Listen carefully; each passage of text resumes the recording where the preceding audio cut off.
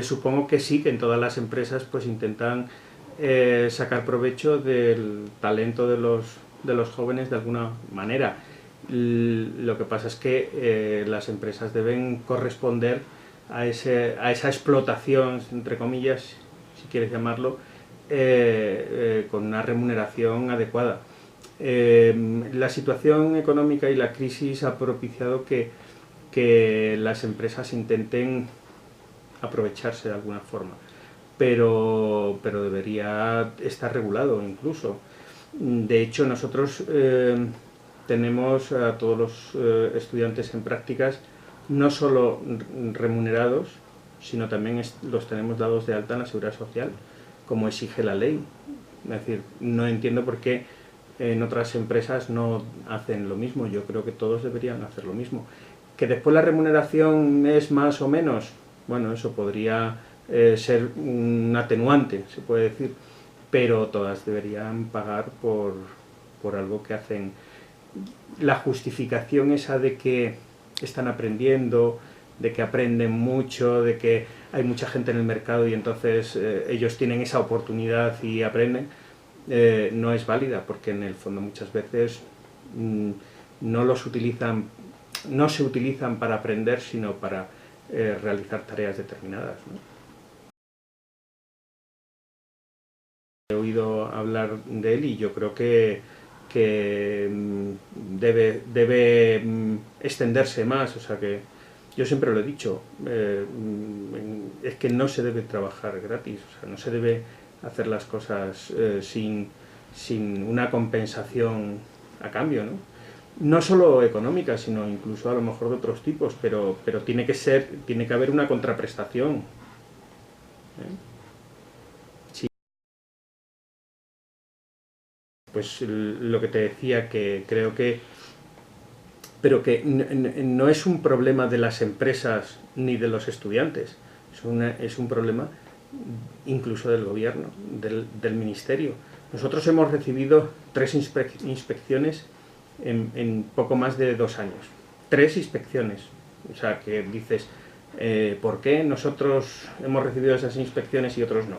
Y le hemos presentado todos los papeles y los papeles demostraban que todos los estudiantes nuestros están remunerados, que todos están dados de alta en la Seguridad Social y que todos están acogidos a convenios con universidades, que no son licenciados, que no son estudiantes de primero o segundo, que tienen una reglamentación muy estricta y que está recogida en el Estatuto de los Trabajadores, en las órdenes ministeriales que regulan las prácticas. Por tanto, nosotros hemos cumplido todas esas condicionantes que marca la ley.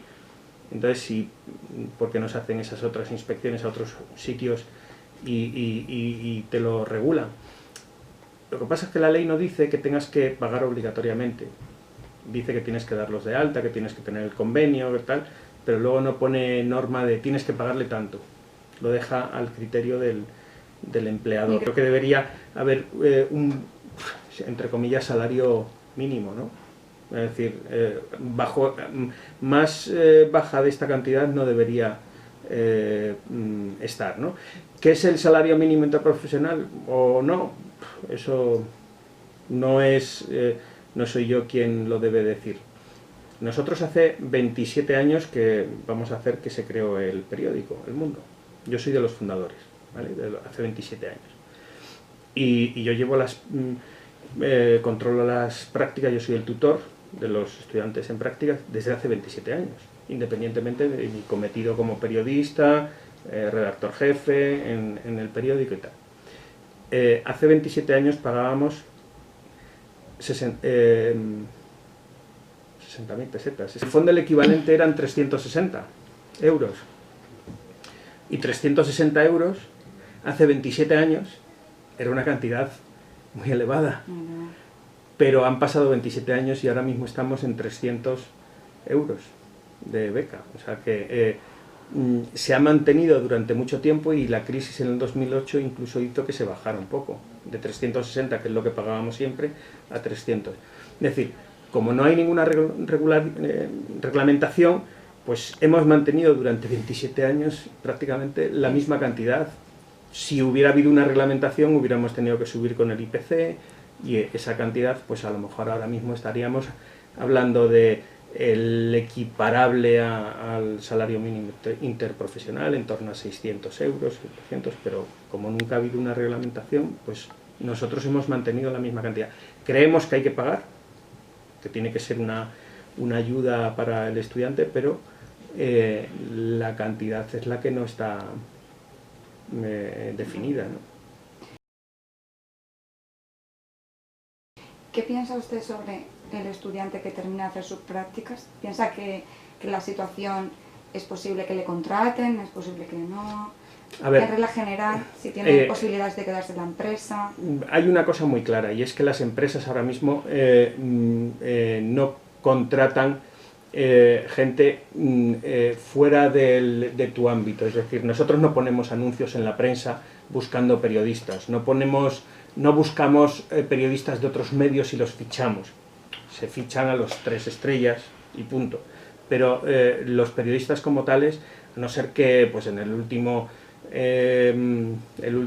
que ha puesto un periódico en marcha, Pedro J. Ramírez, se fue de aquí, se llevó a gente de aquí, bien, pero porque los conocía y tal. Pero normalmente eso no ocurre. O sea, tú creas un medio y tienes a un colectivo afín a ti, y luego ya la gente va entrando por las prácticas. En este periódico, que hemos llegado a ser solo El Mundo, pues en torno a cuando éramos, antes de la fusión con Recoletos, llegamos a ser 1000 trabajadores, éramos casi 600 periodistas, de los cuales 500 habían entrado de prácticas. O sea, nuestro actual director fue becario en prácticas, pero es que el director adjunto también fue becario en prácticas. El director de papel, de la revista Papel, fue becario en prácticas. El director anterior de Marca, Eduardo Inda, cuando estuvo, fue becario en prácticas. Es decir, la gente, y si preguntas en cualquier sección, casi todos han hecho prácticas, ¿vale? Y entonces, cuando tú necesitas contratar a alguien, entre los primeros que buscas es entre la gente que ha hecho prácticas en los últimos tiempos, y dices, ¿quién es el mejor de todos ellos? Pues me interesa este, quiero a este, le contrato, tal. Y así ha funcionado durante 20 y tantos años.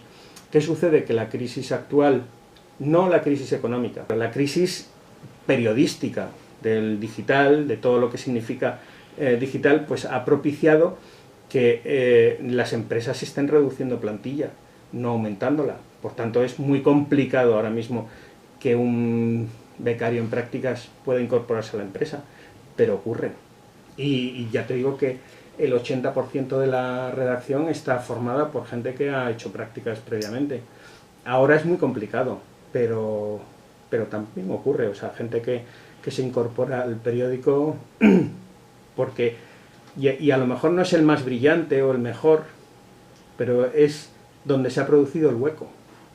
O sea, el hueco no siempre se produce donde está el mejor y el más brillante, pero se produce un hueco, y entonces tú quieres la persona que ha estado cubriendo aprendiendo todas esas técnicas durante 6 meses, ¿no?